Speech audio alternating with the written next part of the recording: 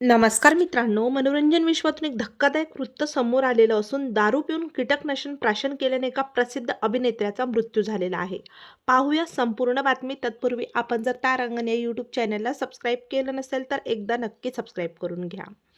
एका छोट्याशा चुकीने अभिनेत्याला आपले प्राण गमवावे लागलेले आहेत.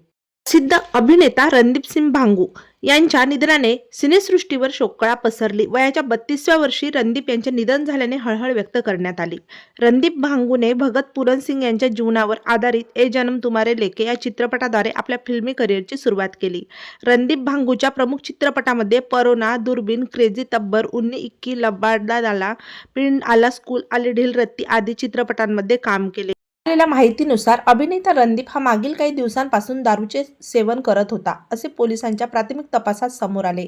दारूच्या नशेत असताना अभिनेत्याने आपला जीव धोक्यात घातला. प्रत्यक्षात त्याने मद्यधुंद अवस्थेत शेतात मोटारीवर ठेवलेली कीटकनाशकाची बाटली दारू समजून प्यायली. यानंतर अभिनेत्याची प्रकृती अचानक बिघडू लागली. त्याला तातडीने उपचारासाठी रुग्णालयात दाखल करण्यात आले, मात्र उपचारादरम्यानच त्याची प्राणज्योत मालवली.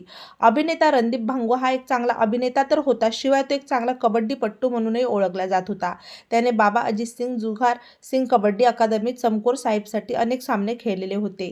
तेव्हा मित्रांनो, आपल्या तारांगण या यूट्यूब चॅनलतर्फे सुप्रसिद्ध अभिनेता रणदीप सिंग भांगू यांना भावपूर्ण श्रद्धांजली.